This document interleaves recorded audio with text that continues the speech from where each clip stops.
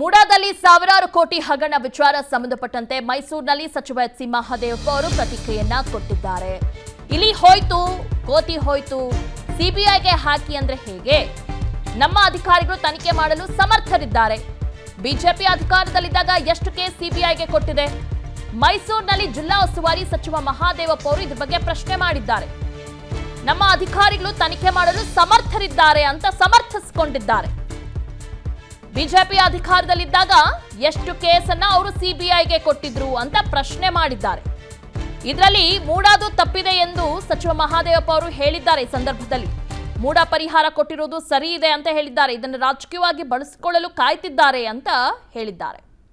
ಕಾನೂನಾತ್ಮಕವಾಗಿ ಮುಖ್ಯಮಂತ್ರಿಗಳವರ ಧರ್ಮಪತ್ನಿ ಪಾರ್ವತಮ್ಮ ಅವರು ತಮ್ಮ ಮಲ್ಲಿಕಾರ್ಜುನ್ 2004ರಲ್ಲಿ ಸರ್ವೆ ನಂಬರ್ 464ರಲ್ಲಿ 3 ಎಕರೆ 16 ಗುಂಟೆ ಜಮೀನನ್ನ ಖರೀದಿ ಮಾಡಿ ಹೆಸರಿನಲ್ಲಿ 2010ರಲ್ಲಿ ಅವರ ಅಕ್ಕ ಅವರಿಗೆ ಕೊಟ್ಟಿದ್ದಾರೆ. ದಾನ ಪತ್ರ ಅಂತ ಕುಂಕುಮ ಇದು ಹಿಂದೂ ಸಾಂಪ್ರದಾಯಿಕವಾಗಿ ಅವ್ರಿಗೆ ಕೊಟ್ಟಿದ್ದಾರೆ. ಅದು ಅವ್ರ ಜಮೀನು. ಈ ಜಮೀನು ಕೆಲವರು ಹೇಳ್ತಾ ಇದ್ರು ಇದು ಪಿಡಿಸಿಎಲ್ ಜಮೀನು ಆಗಿ ಹಿಂದೆ ಇಲ್ಲಿ ಗೊತ್ತಿಲ್ಲ, ಮುಂದೆ ಗೊತ್ತಿಲ್ಲ. ಯಾರ್ಯಾರು ಕಾನೂನನ್ನು ಉಲ್ಲಂಘಿಸಿ 50-50 ಇದರಲ್ಲಿ ಮಾಡ್ಕೊಂಡಿದ್ದಾರೆ ಅವರನ್ನು ಉಣಿಸ್ಕೊಳ್ಳದ ರೀತಿಯಲ್ಲಿ ಕ್ರಮ ಆಗಬೇಕು ಅಂತಾನೆ ಈ ಒಂದು ಅಧಿಕಾರಿಗಳ ಒಂದು ತಂಡನ ಕಳಿಸಿ ಎನ್ಕ್ವೈರಿ ಮಾಡ್ತಾ ಇದ್ದೀವಿ.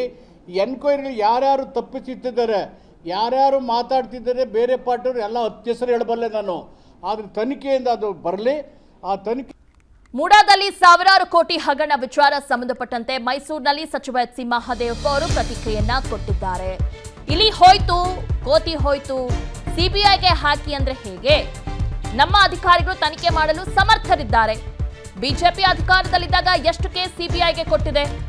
ಮೈಸೂರಿನಲ್ಲಿ ಜಿಲ್ಲಾ ಉಸ್ತುವಾರಿ ಸಚಿವ ಮಹದೇವಪ್ಪ ಅವರು ಇದ್ರ ಬಗ್ಗೆ ಪ್ರಶ್ನೆ ಮಾಡಿದ್ದಾರೆ. ನಮ್ಮ ಅಧಿಕಾರಿಗಳು ತನಿಖೆ ಮಾಡಲು ಸಮರ್ಥರಿದ್ದಾರೆ ಅಂತ ಸಮರ್ಥಿಸಿಕೊಂಡಿದ್ದಾರೆ.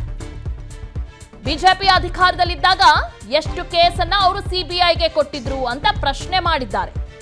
ಇದರಲ್ಲಿ ಮೂಡಾದು ತಪ್ಪಿದೆ ಎಂದು ಸಚಿವ ಮಹದೇವಪ್ಪ ಅವರು ಹೇಳಿದ್ದಾರೆ. ಈ ಸಂದರ್ಭದಲ್ಲಿ ಮೂಡ ಪರಿಹಾರ ಕೊಟ್ಟಿರೋದು ಸರಿ ಇದೆ ಅಂತ ಹೇಳಿದ್ದಾರೆ. ಇದನ್ನು ರಾಜಕೀಯವಾಗಿ ಬಳಸಿಕೊಳ್ಳಲು ಕಾಯ್ತಿದ್ದಾರೆ ಅಂತ ಹೇಳಿದ್ದಾರೆ. ಕಾನೂನಾತ್ಮಕವಾಗಿ ಮುಖ್ಯಮಂತ್ರಿಗಳವರ ಧರ್ಮಪತ್ನಿ ಪಾರ್ವತಮ್ಮ ಅವರು ತಮ್ಮ ಮಲ್ಲಿಕಾರ್ಜುನ್ 2004ರಲ್ಲಿ ಸರ್ವೆ ನಂಬರ್ 464ರಲ್ಲಿ 3 ಎಕರೆ 16 ಗುಂಟೆ ಜಮೀನನ್ನ ಖರೀದಿ ಮಾಡಿ ಹೆಸರಿನಲ್ಲಿ 2010ರಲ್ಲಿ ಅವರ ಅಕ್ಕ ಅವರಿಗೆ ಕೊಟ್ಟಿದ್ದಾರೆ. ದಾನ ಪತ್ರ ಅಂತ ಕುಂಕುಮ ಇದು ಹಿಂದೂ ಸಾಂಪ್ರದಾಯಿಕವಾಗಿ ಅವ್ರಿಗೆ ಕೊಟ್ಟಿದ್ದಾರೆ. ಅದು ಅವ್ರ ಜಮೀನು. ಈ ಜಮೀನು ಕೆಲವರು ಹೇಳ್ತಾ ಇದ್ರು ಇದು ಪಿಡಿಸಿಎಲ್ ಜಮೀನು ಆಗಿ ಹಿಂದೆ ಇಲ್ಲಿ ಗೊತ್ತಿಲ್ಲ, ಮುಂದೆ ಗೊತ್ತಿಲ್ಲ. ಯಾರ್ಯಾರು ಕಾನೂನನ್ನು ಉಲ್ಲಂಘಿಸಿ 50-50 ಇದರಲ್ಲಿ ಮಾಡ್ಕೊಂಡಿದ್ದಾರೆ ಅವರನ್ನು ಉಣಿಸ್ಕೊಳ್ಳದ ರೀತಿಯಲ್ಲಿ ಕ್ರಮ ಆಗಬೇಕು ಅಂತಾನೆ ಈ ಒಂದು ಅಧಿಕಾರಿಗಳ ಒಂದು ತಂಡನ ಕಳಿಸಿ ಎನ್ಕ್ವೈರಿ ಮಾಡ್ತಾ ಇದ್ದೀವಿ. ಈ ಎನ್ಕ್ವೈರಿಲಿ ಯಾರ್ಯಾರು ತಪ್ಪಿಸಿಟ್ಟಿದ್ದಾರೆ, ಯಾರ್ಯಾರು ಮಾತಾಡ್ತಿದ್ದಾರೆ, ಬೇರೆ ಪಾರ್ಟಿಯವರು ಎಲ್ಲ ಹೆಸರು ಹೇಳಬಲ್ಲೆ ನಾನು. ಆದ್ರೆ ತನಿಖೆಯಿಂದ ಅದು ಬರಲಿ. ಆ ತನಿಖೆ ಮೂಡಾದಲ್ಲಿ ಸಾವಿರಾರು ಕೋಟಿ ಹಗರಣ ವಿಚಾರ ಸಂಬಂಧಪಟ್ಟಂತೆ ಮೈಸೂರಿನಲ್ಲಿ ಸಚಿವ ಎಚ್ ಸಿ ಮಹದೇವಪ್ಪ ಅವರು ಪ್ರತಿಕ್ರಿಯೆಯನ್ನ ಕೊಟ್ಟಿದ್ದಾರೆ. ಇಲ್ಲಿ ಹೋಯ್ತು ಕೋತಿ ಹೋಯ್ತು, ಸಿಬಿಐಗೆ ಹಾಕಿ ಅಂದ್ರೆ ಹೇಗೆ? ನಮ್ಮ ಅಧಿಕಾರಿಗಳು ತನಿಖೆ ಮಾಡಲು ಸಮರ್ಥರಿದ್ದಾರೆ. ಬಿಜೆಪಿ ಅಧಿಕಾರದಲ್ಲಿದ್ದಾಗ ಎಷ್ಟು ಕೇಸ್ ಸಿಬಿಐಗೆ ಕೊಟ್ಟಿದೆ? ಮೈಸೂರಿನಲ್ಲಿ ಜಿಲ್ಲಾ ಉಸ್ತುವಾರಿ ಸಚಿವ ಮಹದೇವಪ್ಪ ಅವರು ಇದ್ರ ಬಗ್ಗೆ ಪ್ರಶ್ನೆ ಮಾಡಿದ್ದಾರೆ. ನಮ್ಮ ಅಧಿಕಾರಿಗಳು ತನಿಖೆ ಮಾಡಲು ಸಮರ್ಥರಿದ್ದಾರೆ ಅಂತ ಸಮರ್ಥಿಸಿಕೊಂಡಿದ್ದಾರೆ. ಬಿಜೆಪಿ ಅಧಿಕಾರದಲ್ಲಿದ್ದಾಗ ಎಷ್ಟು ಕೇಸನ್ನ ಅವರು ಸಿಬಿಐಗೆ ಕೊಟ್ಟಿದ್ರು ಅಂತ ಪ್ರಶ್ನೆ ಮಾಡಿದ್ದಾರೆ. ಇದರಲ್ಲಿ ಮೂಡಾದು ತಪ್ಪಿದೆ ಎಂದು ಸಚಿವ ಮಹದೇವಪ್ಪ ಅವರು ಹೇಳಿದ್ದಾರೆ. ಈ ಸಂದರ್ಭದಲ್ಲಿ ಮೂಡ ಪರಿಹಾರ ಕೊಟ್ಟಿರೋದು ಸರಿ ಇದೆ ಅಂತ ಹೇಳಿದ್ದಾರೆ. ಇದನ್ನು ರಾಜಕೀಯವಾಗಿ ಬಳಸಿಕೊಳ್ಳಲು ಕಾಯ್ತಿದ್ದಾರೆ ಅಂತ ಹೇಳಿದ್ದಾರೆ. ಕಾನೂನಾತ್ಮಕವಾಗಿ ಮುಖ್ಯಮಂತ್ರಿಗಳವರ ಧರ್ಮಪತ್ನಿ ಪಾರ್ವತಮ್ಮ ಅವರು ತಮ್ಮ ಮಲ್ಲಿಕಾರ್ಜುನ್ 2004ರಲ್ಲಿ ಸರ್ವೆ ನಂಬರ್ 464ರಲ್ಲಿ 3 ಎಕರೆ 16 ಗುಂಟೆ ಜಮೀನನ್ನ ಖರೀದಿ ಮಾಡಿ ಹೆಸರಿನಲ್ಲಿ 2010ರಲ್ಲಿ ಅವರ ಅಕ್ಕ ಅವರಿಗೆ ಕೊಟ್ಟಿದ್ದಾರೆ. ದಾನ ಪತ್ರ ಅಂತ ಕುಂಕುಮ ಇದು ಹಿಂದೂ ಸಾಂಪ್ರದಾಯಿಕವಾಗಿ ಅವ್ರಿಗೆ ಕೊಟ್ಟಿದ್ದಾರೆ. ಅದು ಅವ್ರ ಜಮೀನು. ಈ ಜಮೀನು ಕೆಲವರು ಹೇಳ್ತಾ ಇದ್ರು ಇದು ಪಿಡಿಸಿಎಲ್ ಜಮೀನು ಆಗಿ ಹಿಂದೆ ಇಲ್ಲಿ ಗೊತ್ತಿಲ್ಲ, ಮುಂದೆ ಗೊತ್ತಿಲ್ಲ.